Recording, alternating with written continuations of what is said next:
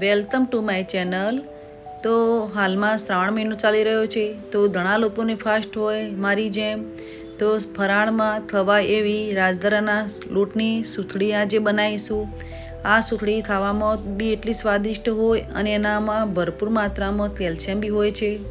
ઉપવાસ ના હોય તો બી જો બાળકોને બી આપણી રીતે સુખડી બનાવીને તમે ખવડાવો તો સારું।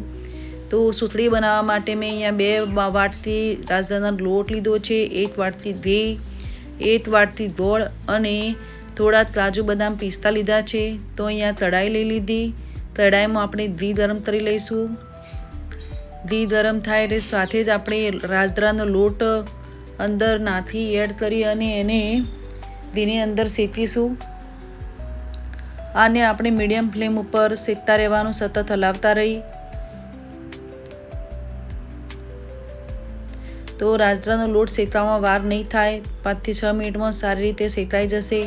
હવે શેકાય એટલે આપણે સરસ એવી સુગંધ આવશે, એટલે સમજી જવાનું કે લોટ શેકાઈ ગયો। એમાં સાથે મેં જે ડ્રાયફ્રૂટ લીધા હતા, બદામ, કાજુ, પિસ્તા, એને મેં આ મિક્સર ગ્રાઇન્ડરમાં ક્રશ કરી લીધા છે, એ બી અંદર આપણે એડ કરીશું। એને સાથે જ શેકીશું। આ ફરાળી સુખડી છે, તો એમાં આપણે રાજગરામાં તો સારા એવા વિટામિન હોય, પણ સાથે ડ્રાયફ્રૂટ નાખો એટલે ઓર હેલ્ધી બની જાય। સાથે જ મેં અહીં 1 ચમચી મિલ્ક પાવડર લીધો છે, એનાથી સુખડી એકદમ સરસ સોફ્ટ એવી બનીને તૈયાર થાય। મિલ્ક પાવડર ના નાખો તો બી ચાલે।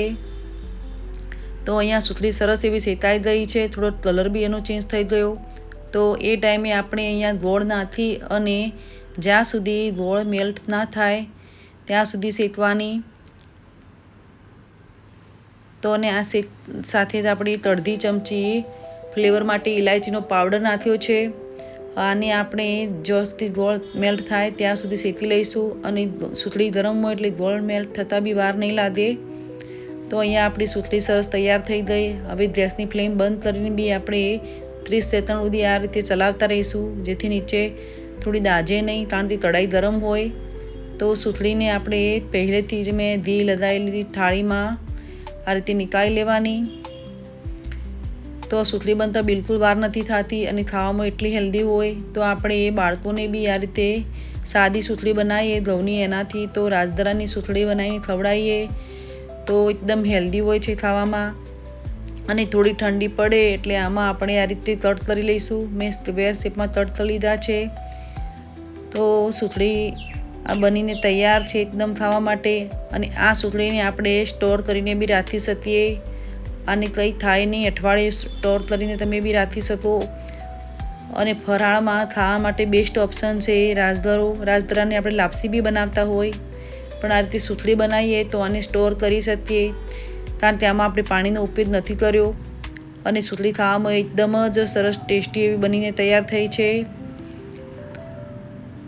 તો ફરાળમાં આપણે આ રીતે સુખડી બનાવીને ખાઈએ